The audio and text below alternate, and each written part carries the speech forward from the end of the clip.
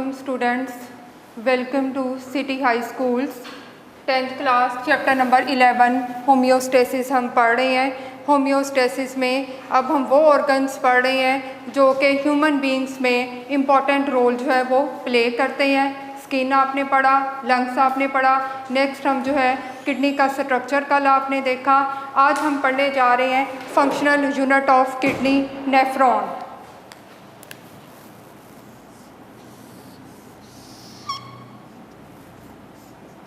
It is a functional unit of kidney. Functional unit of kidney mean kidney जो है वो जिससे मिलकर बना है उस यूनिट को हम लोग क्या कहते हैं? Nephron. In each kidney there are over 1 million nephron. हर किडनी में 1 मिलियन से ज़्यादा जो है वो नेफ्रॉन मौजूद होती हैं। Over 1 million nephron are present in each kidney. हर किडनी में ओवर 1 मिलियन जो है वो नेफ्रॉन मौजूद होती हैं। उसके बाद क्लास नेफ्रॉन जो है इसके 2 पार्ट्स हैं। Parts of nephron,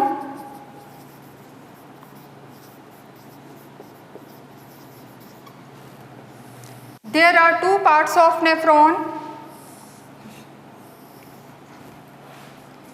renal corpuscle and renal tubule.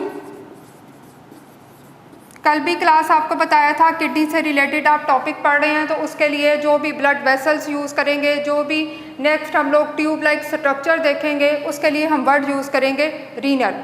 जिस तरह हार्ट के लिए आप कार्डियक का यूज़ करते हैं तो यहाँ पर किडनी को जो ब्लड सप्लाई करती हैं, जैसे कल आपने पढ़ा रीनल आर्टरीज, रीनल वेन्स, इसी तरह आज हम जो है वो पार्ट्स ऑफ नेफ्रॉन में 2 पार्ट इसके पढ़ रहे हैं, renal corpuscle and renal tubule. Tubule कहते हैं स्मॉल ट्यूब को।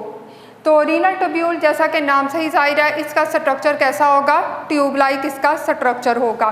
उसके बाद यहाँ पे है रीनल कॉर्पसल। रीनल कॉर्पसल जो है इसके भी आगे जो है वो फर्दर जो है वो 2 पार्ट्स हैं। इसको 2 हिस्सों में डिवाइड किया गया है। एक है जी बोमेन्स कैप्सूल,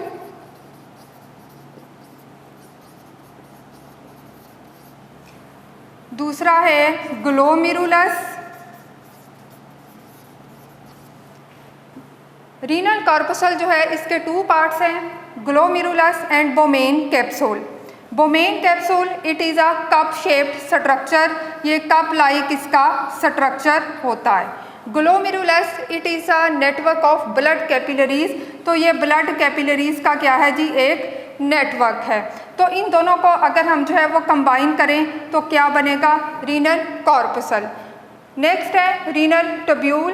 रीनल ट्यूब्यूल जो है इसके फर्दर जो है वो 3 पार्ट्स हैं। Proximal convoluted tubule.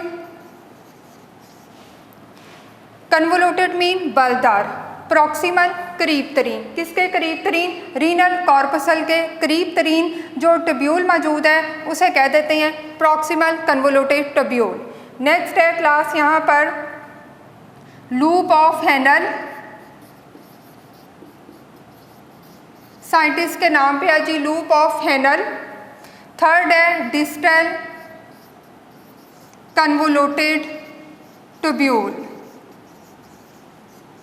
Distal mean दूर, कन्वोल्यूटेड मीन बलदार, ट्यूब्यूल स्मॉल ट्यूब। तो ये स्ट्रक्चर जो रीनल कॉर्पसल से थोड़ा सा डिस्टेंस पे है उसे कह देते हैं distal convoluted tubule. Next class हम लोग इसका जो है वो स्ट्रक्चर जो है वो ड्रॉ करेंगे।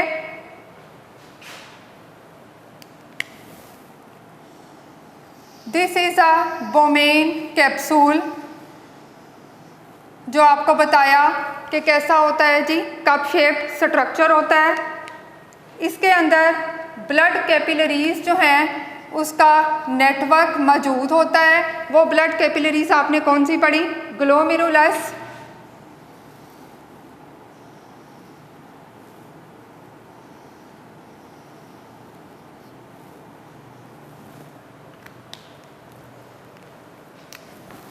This is Bowman's capsule.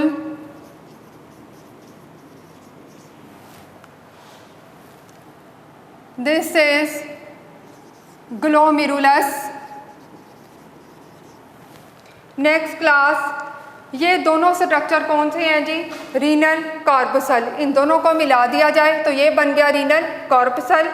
उसके बाद नेक्स्ट स्ट्रक्चर है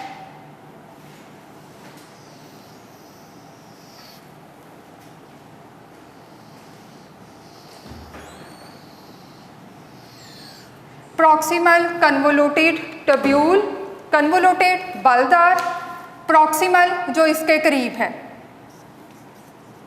प्रॉक्सिमल कन्वोल्यूटेड ट्यूब्यूल। उसके बाद नेक्स्ट जो है वो U shaped हैनल structure.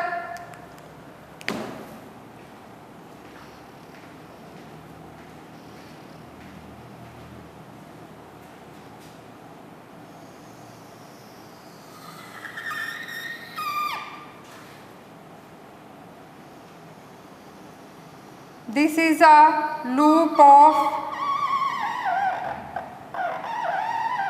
Henle.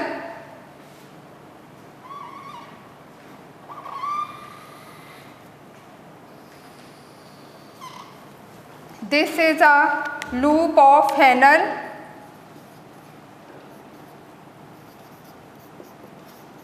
Loop of हैनल में क्लास दो लिम्स हैं। लिम्स ये हमने जो ट्यूब लाइक स्ट्रक्चर है, एक ये है और एक ये है। तो एक जो है वो डिसेंडिंग लिम है जो कि नीचे की जानिब जा रही है, दूसरी असेंडिंग लिम है, ठीक है, जो नीचे की जानिब आ रही है। यानी लूप ऑफ हैनल को दो हिस्सों में क्लास डिवाइड कर दिया गया है, descending limb and ascending Liam. Descending limb जो है वो नीचे की जानिब आ रही है, असेंडिंग लिम जो ऊपर की जानिब जा रही है। तो यहाँ पर ये है जी डिसेंडिंग लिम और नेक्स्ट ये है जी असेंडिंग लिम। उसके बाद आगे नेक्स्ट जो है दो आपने पढ़ ली रीनल ट्यूब्यूल में, proximal convoluted tubule, loop of Henle. दो पोर्शन इसके पढ़ लिए, descending limb, ascending limb. Next class इसमें distal convoluted tubule,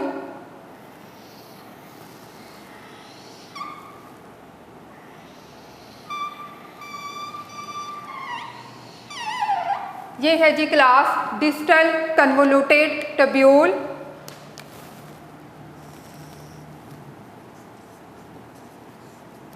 distal convoluted tubule.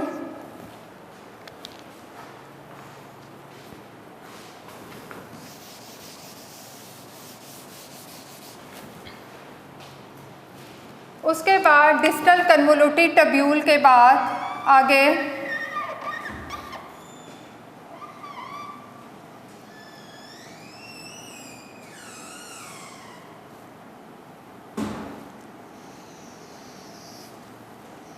Next है collecting duct.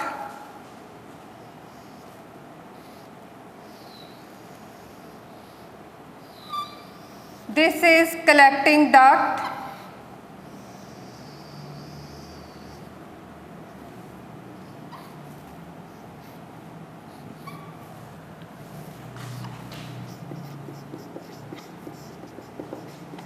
Collecting duct, duct भी क्लास कहते हैं स्मॉल ट्यूब लाइक स्ट्रक्चर, उसे डक्ट भी कहते हैं, ट्यूब्यूल भी कहते हैं, यानी जो ट्यूब लाइक स्ट्रक्चर हो। इसके बाद आगे फर्दर जो है वो रीनल पेल्विस आ जाएगा और रीनल पेल्विस के बाद आपको बताया था कि यूरेटर आ जाएगा। यहाँ पे क्लास देखें आपने रीनल कॉर्पसल के बाद तीन ट्यूब्यूल पढ़ी, प्रॉक्सिमल कन्वोल्यूटेड ट्यूब्यूल आपने देखी, लूप ऑफ हैनल आपने देखी, उसके दो लिम आपने देखे। उसके बाद जो इससे डिस्टेंस पे है डिस्टल कन्वोल्यूटेड ट्यूब्यूल वो आपने देखी। डिस्टल कन्वोल्यूटेड ट्यूब्यूल आगे जाके ओपन हो जाती है किस में? कलेक्टिंग डक्ट में। और कलेक्टिंग डक्ट में क्या होता है जी? यूरिन।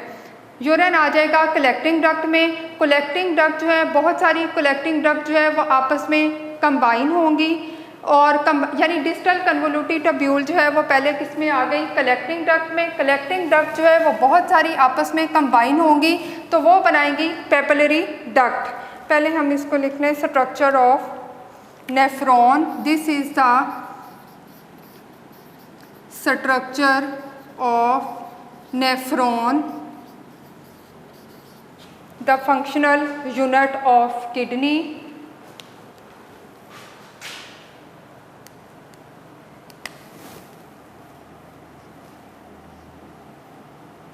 इस तरीके से यहाँ पे ब्लड जो है वो फिल्टर होके आता है बोमेन कैप्सूल से,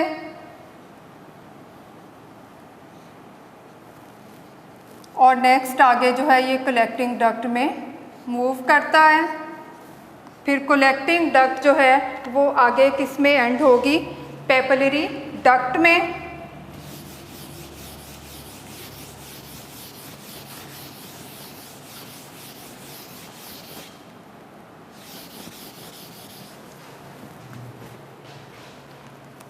class distal convoluted tubule,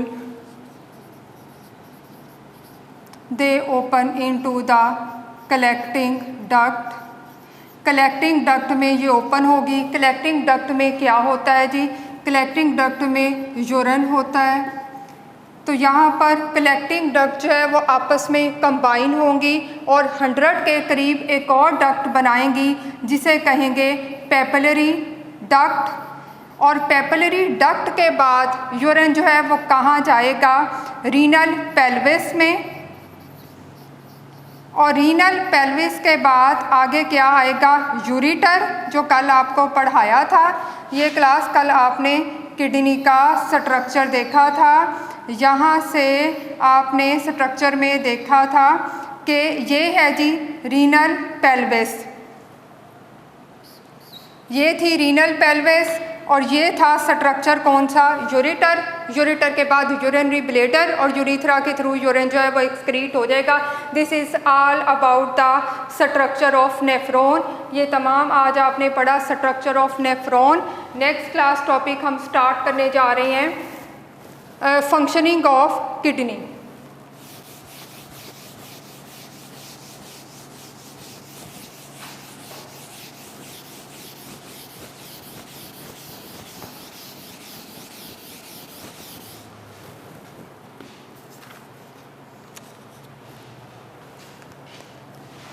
topic है जी नेक्स्ट, फंक्शनिंग ऑफ किडनी।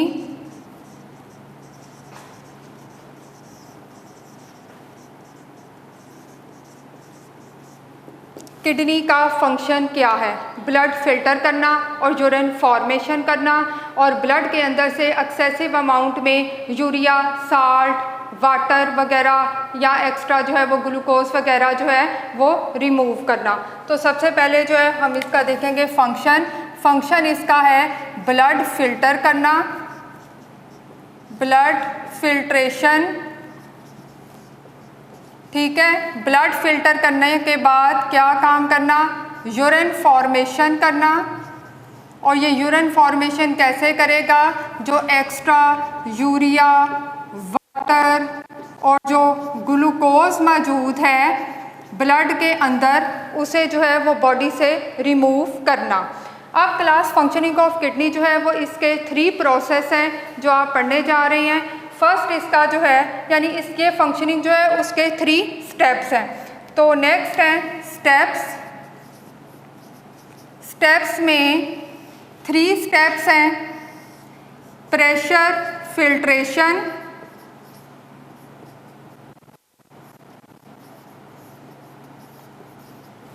उसके बाद नेक्स्ट है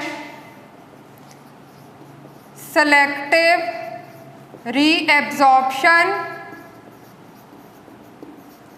और थर्ड है ट्यूब्यूलर सक्रीशन।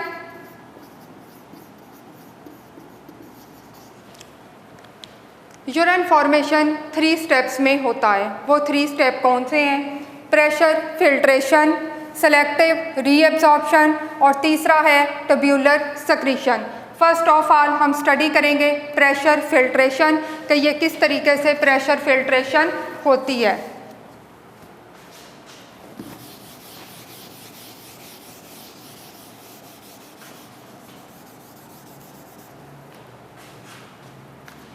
क्लास कल आपको जब पढ़ाया था तो आपको बताया था कि ये किडनी था,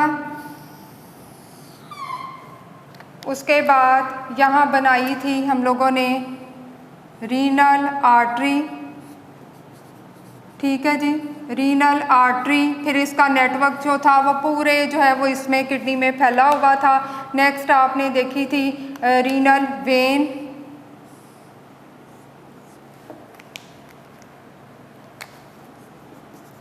ठीक है जी, ये आप कल पढ़ चुके हैं। बस थोड़ा समझाने के लिए ज़रूरी था थोड़ा सा पीछे से रेफरेंस देना। क्लास रीनल आर्टरी ये वो आर्टरी है जो कि पूरे किडनी को क्या करती है, ब्लड सप्लाई करती है। अब आर्टरी जो है, रीनल आर्टरी के ज़रिए से ब्लड जो है वो एंटर होता है कहाँ, किडनी में, यानी किडनी में ब्लड एंटर होता है via the renal artery. Renal artery, ठीक है, इसके ज़रिए से ब्लड जो है वो किस में आ रहा है जी, किडनी में ब्लड एंटर हो रहा है। अब ये आर्टरी जो है ये मज़ीद आके जाके डिवाइड हो जाती है स्मॉल आर्टरीज़ में, उसे क्या कहते हैं, आर्टरीओल्स, ठीक है जी। तो ब्लड जो है वो कहाँ चला गया, आर्टरीओल्स में चला गया। आर्टरीओल्स मज़ीद आगे जाके डिवाइड हो जाती हैं किस में, ब्लड कैपिलरीज़ में। तो यहाँ पर क्लास आप नोट करें ब्लड कैपिलरीज, इसका जो नेटवर्क है उस स्ट्रक्चर का नेम आपने क्या पढ़ा, glomerulus. It is the network of blood capillaries. तो यहाँ पर अगर ब्लड कैपिलरीज की जगह मैं ग्लोमेरुलस लिख दूँ तो मेरा ख्याल आपको समझने में मुश्किल पेश नहीं आएगी। तो ब्लड कैपिलरीज का नेटवर्क है। तो यहाँ पे क्या है कि ब्लड जो है वो रीनल आर्टरी के ज़रिए कहाँ एंटर हुआ, किडनी में। उसके बाद आर्टरीज जो है वो डिवाइड हो गई आर्टरीओल्स में, आर्टरीओल्स मज़ीद डिवाइड हो गई ब्लड कैपिलरीज में। ब्लड चला गया, एंटर हो गया ब्लड कैपिलरीज में यानी ग्लोमेरुलस में। ग्लोमेरुलस में ब्लड का प्रेशर बहुत ज़्यादा हाई होता है, यानी यहाँ पर ग्लोमेरुलस में क्या होगा कि जो ब्लड प्रेशर है वो बहुत ज़्यादा क्या होगा, हाई होगा। वैसे भी क्लास आपने पढ़ा था कि आर्टरीज़ में ब्लड प्रेशर हाई होता है as compare to the veins. तो वेन्स में ब्लड का प्रेशर जो है वो कम होता है। तो यहाँ पर हाई ब्लड प्रेशर है। हाई ब्लड प्रेशर जब यहाँ पे होगा, it is forced out the urea, water and glucose. अब इस हाई प्रेशर की वजह से यहाँ से वाटर, ग्लूकोज और यूरिया जो है वो फोर्स्ड आउट होंगे, बाहर निकलेंगे और बाहर निकलकर ये कहाँ आ जाएंगे, इनटू द बोमेन्स कैप्सूल। ये बोमेन कैप्सूल में चले जाएंगे यूरिया,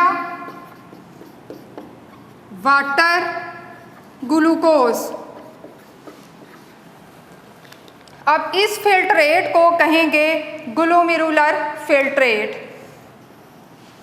अब ये जो फिल्ट्रेट आ गया इसको हमने क्या नाम देना है, ग्लोमेरुलर फिल्ट्रेट। यानी ग्लोमेरुलस से जो चीज़ें जो है वो रिमूव हो गई और कहाँ जो है वो मूव कर गई, नेक्स्ट बोमेन कैप्सूल में और फिर आगे तीनों ट्यूब्यूल्स में। तो it is a glomerular filtrate.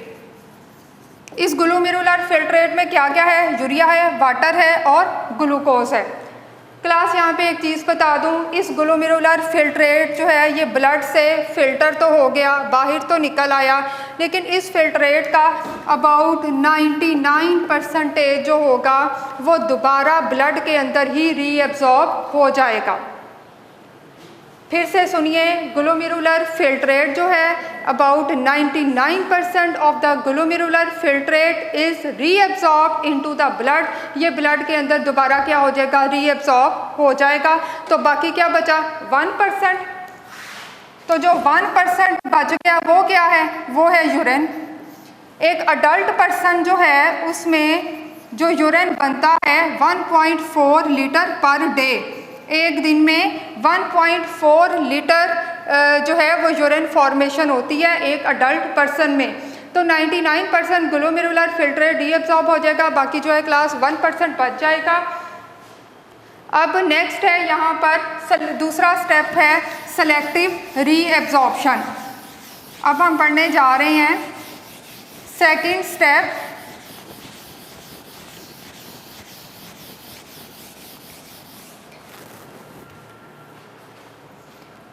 Second step है सेलेक्टिव रीएब्जॉर्प्शन।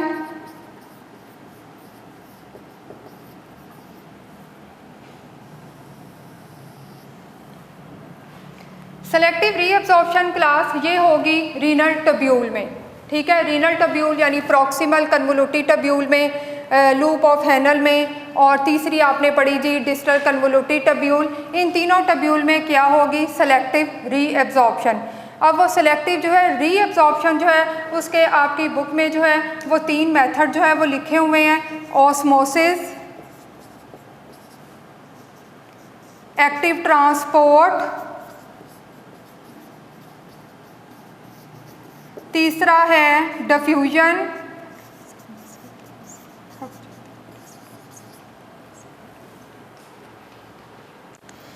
सेलेक्टिव रीएब्जॉर्प्शन जो है इसके 3 मेथड हैं, osmosis, active transport and diffusion.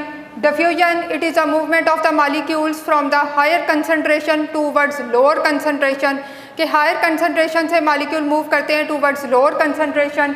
Active transport जो है, अच्छा डिफ्यूजन में एनर्जी जो है वो यूज़ नहीं होती, मॉलिक्यूल्स एनर्जी यूज़ नहीं करते। एक्टिव ट्रांसपोर्ट इसके ऑपोजिट होती है, movement of molecules from lower concentration towards higher concentration, लेकिन यहाँ पे एनर्जी यूज़ होगी। और तीसरा osmosis, movement of the water molecules from hypotonic solution to the hypertonic solution, यानी लेसर सल्यूट कंसंट्रेशन से टूवर्ड्स हायर सल्यूट कंसंट्रेशन की तरफ मॉलिक्यूल्स मूव करते हैं। अब क्लास यहाँ पर ऑस्मोसिस में यहाँ पर वाटर जो है वो रीएब्जॉर्ब होगा by the osmosis, water is reabsorbed by the osmosis. Osmosis के प्रोसेस के ज़रिए से वाटर रीएब्जॉर्ब होगा। साल्ट जो है वो रीएब्जॉर्ब होंगे by the active transports, active transport के ज़रिए से साल्ट रीएब्जॉर्ब होंगे। अब हमने 3 चीज़ें देखी थी ग्लोमेरुलर फिल्ट्रेट में, वाटर, यूरिया, ग्लूकोज, ठीक है, साल्ट वगैरह। अब यहाँ पे जो प्रॉक्सिमल कन्वोलुटिव टब्यूल है क्लास, मैं इसी डायग्राम को ही इस टॉपिक में यूज़ करूँगी। यहीं पर क्लास आप देखते जाएं कि जो प्रॉक्सिमल कन्वोलुटिव टब्यूल है इसके अंदर जो है वो क्या रीएब्जॉर्ब होगा, इसके अंदर जो है वो वाटर रीएब्जॉर्ब होगा, यानी water is reabsorbed in proximal convoluted tubule, proximal convoluted tubule. उसके बाद क्लास लूप ऑफ हैनल आ गई, डिसेंडिंग लिम्ब। अब जो डिसेंडिंग लिम्ब है उसके अंदर भी क्या होगा, वाटर जो है वो रीएब्जॉर्ब होगा। और जो असेंडिंग लिम्ब है, असेंडिंग लिम्ब में साल्ट्स रीएब्जॉर्ब होंगे।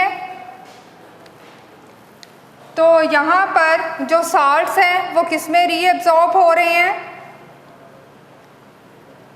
असेंडिंग लिम्ब में। रीएब्जॉर्ब का मतलब है दोबारा उस चीज़ का एब्जॉर्ब होना, जो फिल्ट्रेट आया है वो दोबारा क्या हो रहा है, दोबारा रीएब्जॉर्ब होता चला जा रहा है। अब यहाँ पर साल्ट के अलावा जो आपने वाटर जो है वो देखा है वो किस में आ रहा है, डिसेंडिंग लिम्ब में। क्लास एक और बात आपको बता दूं, कलेक्टिंग डक्ट में यूरिन मौजूद होता है। कलेक्टिंग डक्ट के अलावा जो बाकी इसका पोर्शन है, इस पूरे पोर्शन के ऊपर ब्लड कैपिलरीज का नेटवर्क मौजूद होता है। जब ग्लोमेरुलर फिल्ट्रेट जो है forced out to the Bowman capsule, Bowman capsule में आता है तो ये जो रीएब्जॉर्प्शन का प्रोसेस स्टार्ट हो जाता है।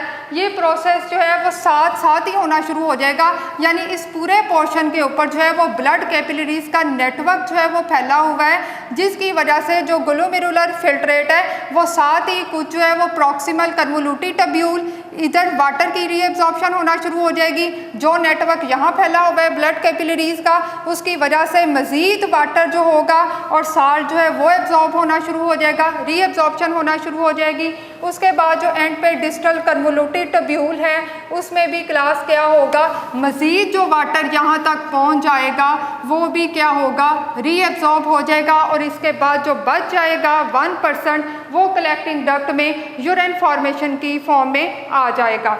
तो यहाँ पर ये आपने पढ़ा जी सेलेक्टिव रीएब्जॉर्प्शन, जो कि तीनों ट्यूब्यूल में होती है। तीनों ट्यूब्यूल में डायग्राम के साथ ही मैंने लिख दिया है कि प्रॉक्सिमल कन्वोल्यूटेड ट्यूब्यूल, इसमें वाटर रीएब्जॉर्ब हो रहा है, डिसेंडिंग लिम्ब में वाटर रीएब्जॉर्ब हो रहा है, असेंडिंग लिम्ब में साल्ट रीएब्जॉर्ब हो रहे हैं। उसके बाद डिस्टल कन्वोल्यूटेड ट्यूब्यूल में वाटर रीएब्जॉर्ब हो रहा है। तो यहाँ पर ऑस्मोसिस के ज़रिए से वाटर जो है वो रीएब्जॉर्ब हो रहा है, वाटर, और यहाँ पर साथ में क्लास वाटर के साथ ग्लूकोज भी है, वाटर और ग्लूकोज दोनों ही यहाँ पर जो है वो प्रॉक्सिमल कन्वोल्यूटेड ट्यूब्यूल में रीएब्जॉर्ब हो रहे हैं, वाटर और ग्लूकोज।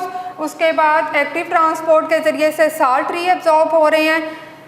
ये था सिलेक्टिव रीएब्जॉर्प्शन। उसके बाद इसका तीसरा जो है वो पोर्शन है, स्टेप है जो हम पढ़ने जा रहे हैं, ट्यूब्यूलर सेक्रीशन।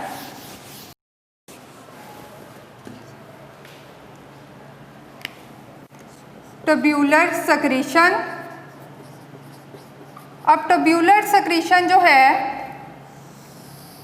इसमें रीनल ट्यूब्यूल में ही क्लास जो डिफरेंट आइंस हैं, डिफरेंट आइंस जैसे सोडियम आइन, पोटेशियम आइन, chloride ions, different ions, creatinine. Creatinine आपके लिए नई चीज़ है। क्रिएटिनिन जो है क्लास ये मेटाबॉलिज्म के दौरान में एक वेस्ट मटेरियल है जो प्रोड्यूस होता है। किसके मेटाबॉलिज्म के दौरान में? क्रिएटिन के। क्रिएटिन जो है ये एक ऑर्गेनिक कंपाउंड है। Creatine it is a organic compound. आपकी बुक में इसकी डिटेल नहीं दी हुई, लेकिन मैं बता दूं क्रिएटिन जो है ये ब्रेक डाउन होता है, ये मसल में मौजूद होता है, रिसाइकलिंग ऑफ एटीपी करता है, एनर्जी रिलीज़ करता है, जिसकी वजह से मसल्स को एनर्जी मिलती है, ब्रेन टिश्यूज़ को एनर्जी मिलती है। तो इसके ब्रेक यानी मसल्स में इसके ब्रेक डाउन होने की वजह से एक वेस्ट मटेरियल प्रोडक्ट जो है वो प्रोड्यूस होता है। वो वेस्ट प्रोडक्ट कौन सा है? क्रिएटिनिन। ठीक है, इसके अलावा क्रिएटिनिन है और तीसरा है जी यूरिया। अब ये सारे क्या है जी, ये ब्लड से फिल्टर हो जाएंगे। जब ये ब्लड से फिल्टर हो जाएंगे तो जो ब्लड है उसकी पीएच जो है वो मेंटेन हो जाएगी। ब्लड की पीएच मेंटेन होकर 7.35 to 7.45 it maintain the blood pH, जब उसमें से एक्स्ट्रा आइंस, क्रिएटिनिन और यूरिया वगैरह जो है वो फिल्टर हो जाएंगे। अब उसके बाद क्लास जो मटेरियल जो बच गया रीअब्जॉर्प्शन के बाद, जो मटेरियल रीनल ट्यूब्यूल में बच गया, रीनल ट्यूब्यूल यानी तीनों जो ट्यूब्यूल हैं, अब उसमें जो मटेरियल बच गया वो सारे का सारा क्या है? It is urine. अब यहाँ पर नेक्स्ट जो है ब्लड जो है वो after blood filtration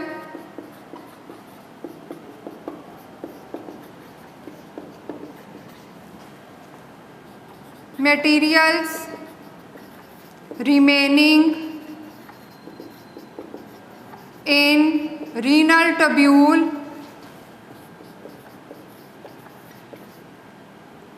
it is urine। ये क्या है जी? यूरिन। उसके बाद यूरिन की कंपोजिशन आपकी बुक में दी हुई है। क्लास ये तीनों स्टेप जो है बोर्ड के पॉइंट ऑफ व्यू से बहुत ज़्यादा इम्पॉर्टेंट है। तीनों ही स्टेप शॉर्ट क्वेश्चन में भी आ चुके हैं, as a detail question long question में भी आ चुके हैं। तो यहाँ पर आखिरी इसमें जो आपका रह गया है कंपोजिशन ऑफ यूरिन के, यूरिन की कंपोजिशन में क्या क्या होता है। कंपोजिशन ऑफ यूरिन में क्लास वाटर जो है 95% मौजूद होता है, यूरिया 9.3 ग्राम पर लीटर इसमें मौजूद होता है, क्लोराइड आइंस 1.87 ग्राम पर लीटर, सोडियम आइंस 1.17 ग्राम पर लीटर, पोटाशियम आइंस 0.750 ग्राम पर लीटर। और अदर जो इसमें कंपाउंड्स होते हैं वो वेरिएबल अमाउंट में होते हैं। This is the composition of the urine. Water की परसेंटेज 95%, यूरिया 9.3 ग्राम पर लीटर, क्लोराइड आइंस 1.87 ग्राम पर लीटर, सोडियम आइंस 1.17 ग्राम पर लीटर, पोटाशियम आइंस 0.750 ग्राम पर लीटर। और अदर जो इसमें कंपाउंड्स वगैरह होते हैं वो वेरिएबल अमाउंट में मौजूद होते हैं। तो यहाँ पर क्लास जो ब्लड सेल्स और जो प्रोटीन्स वगैरह हैं ये तमाम जो है are not filtered through the glomerular capillaries, के ग्लोमेरुलर जो कैपिलरीज होती हैं स्मॉल साइज्ड होती हैं, इनसे ब्लड सेल्स और जो ब्लड प्रोटीन्स होती हैं और जो ब्लड सेल्स होते हैं वो इसमें से पास नहीं हो सकते। इसमें से सिर्फ साल्ट, वाटर, ग्लूकोज वगैरह ही इसमें से फिल्ट्रेट होता है, जो ग्लोमेरुलर फिल्ट्रेट आपने पढ़ा। यानी ग्लोमेरुलर फिल्ट्रेट के अंदर प्रोटीन और ब्लड सेल्स जो हैं वो मौजूद नहीं हो सकते क्योंकि वो हैं large sized. This is all about the functioning of kidney. आपने आज किडनी का फंक्शन पढ़ा, किडनी के फंक्शन के तीनों स्टेप आपने पढ़े और किस तरीके से ये सारा फंक्शन परफॉर्म होता है नेफ्रॉन के अंदर। नेफ्रॉन का आपने सारा स्ट्रक्चर पढ़ा। तो आज का लेक्चर क्लास आपका कंप्लीट हुआ। अल्लाह हाफिज़।